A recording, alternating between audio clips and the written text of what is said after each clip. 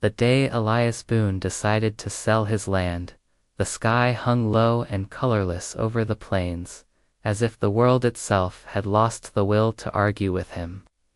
He stood on the porch of his ranch house, hat in his hands, listening to the rasp in his son's breathing drift through the open door behind him. Each breath sounded like it had to claw its way out of the boy's chest. 12 years old, skin pale as milk, eyes too tired for a child who once outran horses through tall grass. Elias had buried his wife on a hill just beyond the cottonwoods 3 winters ago. Since then, the ranch was all he had left to give his boy 200 acres of stubborn earth, a weather-beaten barn, and a name that once meant something in this valley. Boone land, Boone cattle, Boone pride.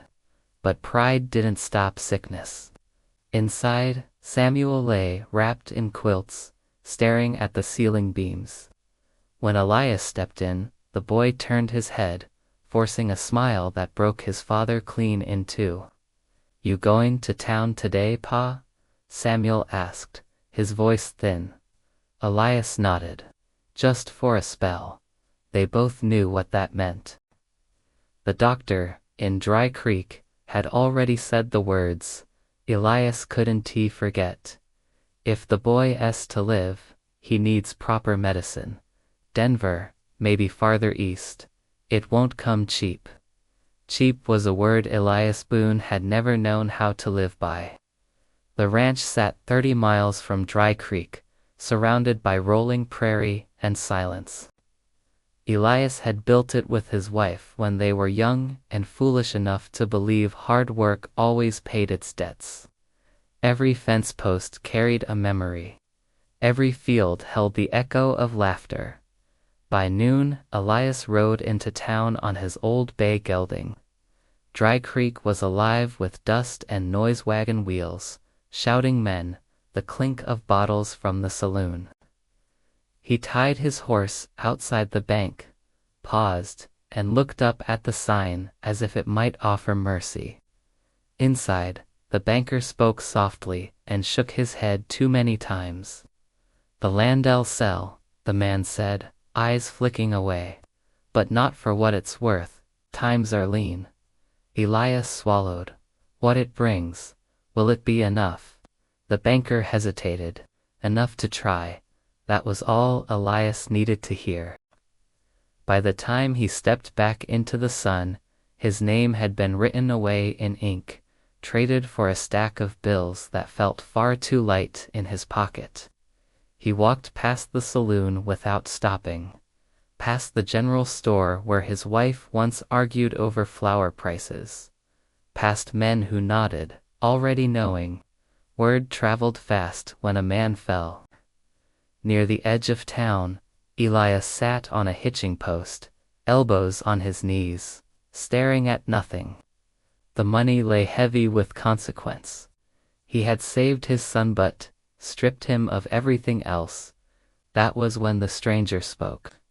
Hard day to be alone. Elias looked up. The man stood a few steps away, tall and lean, coat dusted from travel. His hat sat low, shadowing a face lined by sun and years. There was something measured in his eyes, watchful, not unkind. "I ain't askin' for company," Elias said. The stranger nodded. Didn't mean to intrude. He turned to leave, then paused. "You're Elias Boone." It wasn't a question. Elias stiffened. "Who's askin' name's Caleb Rourke," the man said. "Passed through here once, long time ago." "Your ranch was already standin' then." Elias studied him, wary. "You buyin' land, Mr. Rourke? 'Cause if you are, you're late." Rourke's mouth twitched, almost a smile. "No, I'm buyin' time," Elias snorted. "Then you picked the wrong man." Rourke sat beside him, uninvited. "Heard about your boy." The words landed like a blow. Elias's hand curled into a fist. "Town talks too much." "Sometimes it talks just enough," Rourke said quietly. You sold your land for medicine. A man don't do that, unless he's out of options. Elias stood. You got business with me, say it. Rourke rose as well, meeting his eyes. I got an offer. Elias laughed, sharp and humorless. Ain't nothin' left to sell. I don't want what you owned, Rourke said. I want what you still have. The streets seemed to hush around them. Elias felt the weight of those words press into his chest. And what's that? He asked. Rourke's gaze held steady. Your word, your hands. And a promise you won't walk away. Elias shook his head. I don't understand you. Rourke reached into his coat and pulled out a folded paper, worn at the edges. He held it out, not forcing it into Elias's grasp. There's a spread north of here, he said. Big, untouched.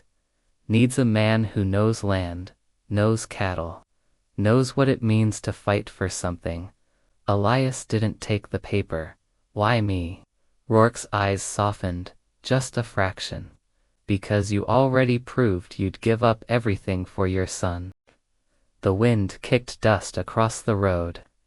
Somewhere down the street, a church bell rang the hour. Elias finally reached for the paper, then stopped. And what's the catch? He asked. Rourke's jaw tightened. You come with me tonight. No questions. No goodbyes. Elias felt his heart begin to pound. Tonight? Rourke nodded once. Or the offer dies with the sun.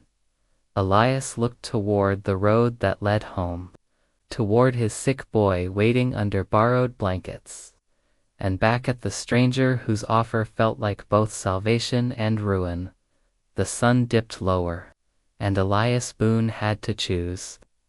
Thanks for listening. If you enjoyed this story, be sure to subscribe and hit that notification bell so you don't miss what happens next. See you in the next one. The sun slipped below the horizon, painting the dusty street of Dry Creek in shades of orange and purple. Elias Boone stood there, a folded piece of paper clutched in his hand, its contents still a mystery. Home was a 30-mile ride south, a place that held both his heart and his deepest fear. His son, Samuel, was there, fragile and fading, his life hanging by a thread woven from hope and medicine bought with the last pieces of their ranch. And now, this stranger stood before him, this Caleb Rourke, offering something that felt dangerously like a second chance. Elias finally broke the silence, his voice low but solid as stone. I don't leave my boy, he said. Not for any promise. Caleb Rourke didn't argue. He simply nodded, as if he'd expected nothing less. Wouldn't trust a man who would. With that, Rourke turned and walked toward the edge of town where two horses stood like shadows against the dying light. Elias watched him go, his heart pounding a frantic rhythm against his ribs. He saw Samuel's weak smile from that morning. He saw his wife's grave on the hill overlooking the land that was no longer theirs, the weight of it all pressed down on him. Wait, Elias called out, the word tearing from his throat. Rourke stopped. Elias let out a long, shaky breath. If I ride with you, my boy comes first, always. Rourke turned to face him, the last light catching the hard lines of his face. That's already understood. They rode hard through the night, a river of moonlight spilling across the plains like silver dust. Elias's mind was a storm of questions he didn't dare ask. Rourke, for his part, rode in a heavy silence, guiding them north with a quiet, steady confidence, as if the very land bent to his will. By dawn, they reached a remote valley, cupped between low, sleeping mountains. Frost glittered on the tall grass. A half-finished ranch spread out before them, a skeleton of a dream.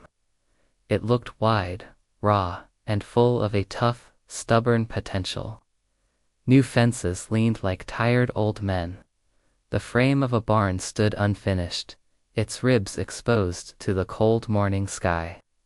"This is it," Rourke said, his voice flat. Elias dismounted, his boots sinking into the rich soil. He could feel the life in it, the promise. Water ran nearby, a steady, gurgling sound. The grass was thick enough to fatten a herd of cattle. It was good land, the kind of land a man would fight for. "Why isn't it finished?" Elias asked, his gaze sweeping over the unfinished work. Rourke's jaw tightened, a muscle jumping in his cheek. "Because men quit, or they died." Elias looked at him sharply, the words hanging in the cold air. "From what?" "From fear," Rourke said, his eyes dark. "And from men who don't want this place to exist." They walked toward the cabin. It was a simple structure, built sturdy but scarred by time and weather. Inside, Rourke moved with a careful, deliberate grace as he poured coffee over a small fire. The warmth felt good, but it didn't chase away the chill Elias felt deep in his bones. "I didn't come looking for charity," Elias said, breaking the silence. "And I won't be owned." Rourke met his gaze, his eyes clear and direct. "You won't be.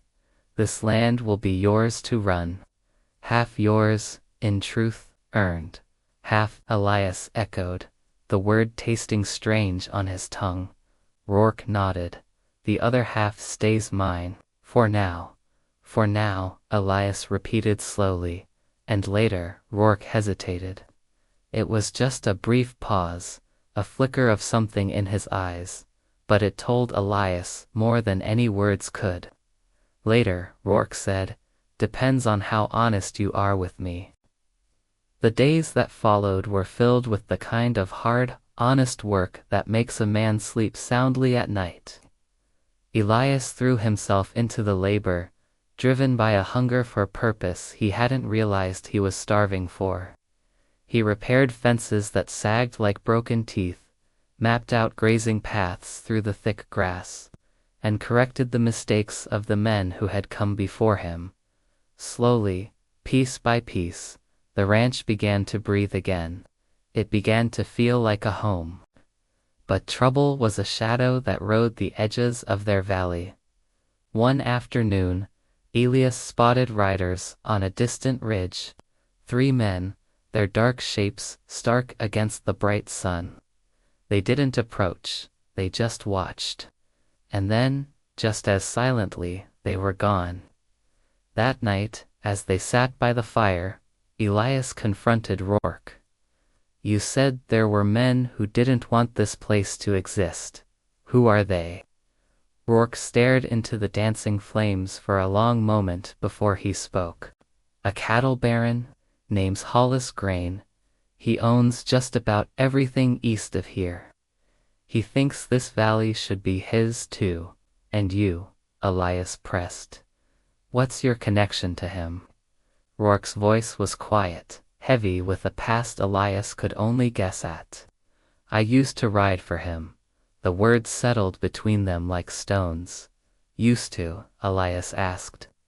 Rourke finally lifted his eyes from the fire, and in them, Elias saw a flicker of the same fire. "I used to.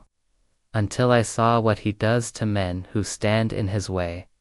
Elias thought of his son, Samuel. He thought of the land he'd lost, the power of men like Grain, wielded without mercy or conscience. "So you're running from him?" he asked. "No," Rourke said, his voice firm. "I'm building something he can't crush." 2 weeks later, their fragile peace was shattered. A rider came from the south, his horse lathered in sweat, his face grim. The news he brought cut Elias to the bone. Samuel had taken a turn for the worse. Before the man had even finished speaking, Elias was packing. His hands shook as he saddled his horse, his mind a blur of panic and prayer. "I told you," Elias said to Rourke, his voice cracking with emotion. My boy comes first. Rourke just nodded, his expression unreadable. Take my horse. It's faster. Elias paused, his hand on the saddle. You coming with me? Rourke's face darkened, the lines around his eyes deepening. If I show my face in Dry Creek, Grain will know where to find this ranch. He'll know it's mine. Elias clenched his jaw, the choice stark and terrible. Then pray I make it back. He rode like a man possessed, day and night, his heart racing against the miles that separated him from his son. When he finally stumbled into their small cabin, the sight of Samuel stole the breath from his lungs. The boy was pale, his breathing shallow, barely there. Elias fell to his knees beside the small bed, his large calloused hand engulfing his son's. I'm here, son, he whispered, his voice thick with unshed tears. I ain't going nowhere. Samuel's eyelids fluttered open, his gaze finding his father's pop. He whispered, his voice a faint rasp. Did we lose the ranch? Elias swallowed the lump in his throat. We lost some land, he said softly, leaning in close. But we haven't lost our future. Suddenly, the thunder of hoofbeats shattered the quiet. Elias turned sharply, his heart leaping into his throat. He saw them through the small window, 3 riders, dark coats, hard faces. They were Hollis Grain's men. They had found him. And this time, Elias Boone had nothing left to sell, and nowhere left to run. Thank you for watching. If you enjoyed this story, make sure to like, subscribe, and hit the notification bell so you don't miss the next part. The man smiled, but it was a smile without warmth, a predator's grin. Mr. Grain sends his regards. Says you've been busy lately. Busy in ways that concern him. Elias felt the weight of the land he no longer owned, the land he was trying to build again, pressed down on his spine, but he stood straight. I ain't done nothin' wrong. Maybe not, the rider said, shifting his weight. But you're workin' for a man who has. Another man, bolder than the first, leaned past him, peering into the dim light of the cabin. We ain't here to hurt you. Not yet. Mr. Grain just wants a message delivered. He held out a folded piece of paper. Elias didn't take it. His hands were rooted to his sides. Read it, the man insisted. With stiff, reluctant fingers, Elias opened the note. The words were few, written in a sharp, confident hand that seemed to mock his very existence. Asterisk, leave the valley. We ain't here to hurt you. Not yet. Mr. Grain just wants a message delivered. He held out a folded piece of paper. Elias didn't take it. His hands were rooted to his sides. Read it, the man insisted. With stiff, reluctant fingers, Elias opened the note. The words were few, written in a sharp, confident hand that seemed to mock his very existence. Asterisk, leave the valley. Leave Rourke. Or bury your son on land that ain't yours. Asterisk. The air rushed out of Elias's lungs. He felt cold. A deep, chilling cold that had nothing to do with the mountain air. He slowly folded the paper, the crease sharp and final. When he looked up, his eyes were clear. You tell Mr. Grain something for me. The writer raised a single, questioning eyebrow. I'm listening. You tell him I already buried the woman I loved, Elias said, his voice steady now, forged in loss and grief. And I already gave up everything I owned. I ain't got fear left to spend. The air rushed out of Elias's lungs. He felt cold. A deep, chilling cold that had nothing to do with the mountain air. He slowly folded the paper, the crease sharp and final. When he looked up, his eyes were clear. "You tell Mr. Grain something for me." The writer raised a single, questioning eyebrow. "I'm listening." "You tell him I already buried the woman I loved," Elias said, his voice steady now, forged in loss and grief. "And I already gave up everything I owned. I ain't got fear left to spend." The men exchanged uneasy glances. The leader let out a short, harsh chuckle. "Brave talk for a man standin' alone." Elias met his gaze without blinking. "I ain't alone." And then it happened. A rifle cracked from the ridge above. The sound split the air, sharp and final. One of the riders pitched forward, more stunned than wounded, scrambling as a second shot rang out close this time, deliberate. Out of the trees, Caleb Rourke rode in hard, his long coat flaring behind him like dark wings, his eyes as cold and clear as a winter sky. He dismounted in one fluid motion, the rifle already steady in his hands. "I told you," Rourke's voice carried across the clearing, solid as iron. "This land stands." The remaining men backed away, their bravado gone, hands raised in surrender. "We were lavin'," one of them said quickly, his voice tight with fear. Rourke didn't lower the rifle. His gaze was unrelenting. "Do it faster."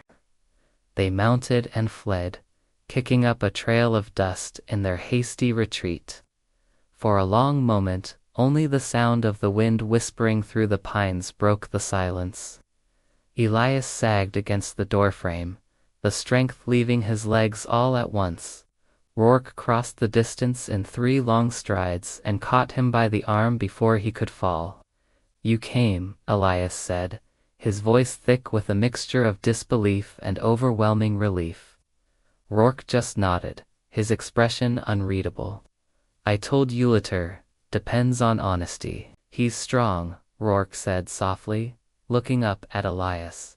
"Stronger than he looks." Elias swallowed the lump in his throat. "Grain won't stop." Rourke's gaze was direct and unwavering. "Neither will we." The days that followed were a reckoning. Rourke was a man of his word. He rode south, his purpose clear. "Looks." Elias swallowed the lump in his throat. "Grain won't stop." Rourke's gaze was direct and unwavering. "Neither will we." The days that followed were a reckoning. Rourke was a man of his word. He rode south, his purpose clear. He spoke to men who still remembered his name. Men who carried old grudges against grain ranchers grain had crossed, farmers he had broken. He didn't offer them money or power. He offered them a chance to stand together, to reclaim something that had been stolen from them all, their dignity. Meanwhile, Elias stayed with Samuel. He became the boy's shadow, nursing him through waves of fever and fear. He spent hours by the bedside, whispering stories, cooling his forehead, and watching the shallow rise and fall of his chest. One night, the boy finally slept without the terrible, racking cough that had haunted their days. Elias stepped outside into the cold, clear night, looked up at the endless stars, and cried. They were quiet, grateful tears for a small, simple miracle. Justice, in the Old West, was often loud and brief. Justice, in the Old West, was often loud and brief. When the dust finally settled, Grain rode away in disgrace, his power shattered by the unity of the men he'd tried to own. Justice, in the Old West, was often loud and brief. When the dust finally settled, Grain rode away in disgrace, his power shattered by the unity of the men he'd tried to own. His retreat was not a flight of fear, but the slow, heavy departure of a man who had lost everything because he believed he was entitled to it all. Weeks later, the valley bloomed with life. The air, once thick with tension, now rang with the sounds of work and laughter. Cattle grazed on greening pastures.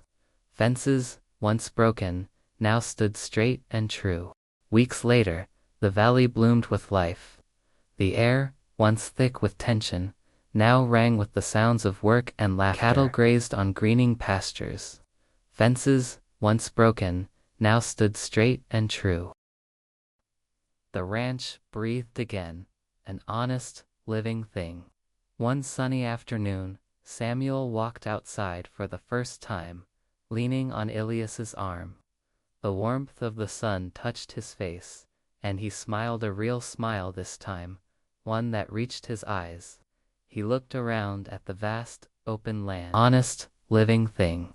One sunny afternoon, Samuel walked outside for the first time, leaning on Elias's arm. The warmth of the sun touched his face, and he smiled a real smile this time, one that reached his eyes.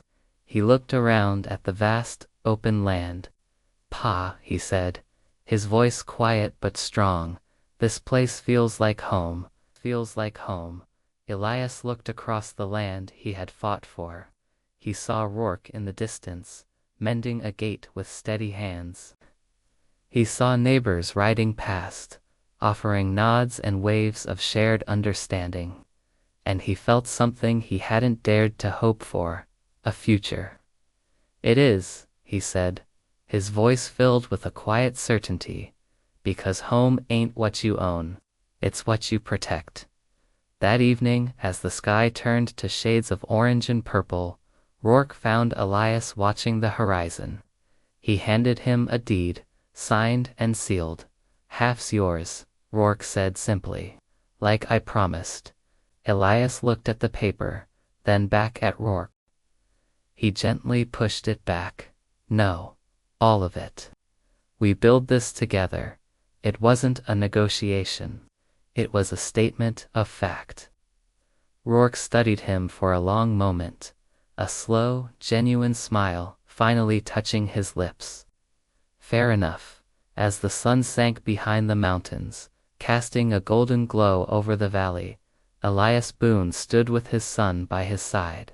He had sold everything he had once to save a life. And in that desperate act of love, in the honesty that followed, he had gained something far greater, a future worth more than any land could ever be. Thanks for watching.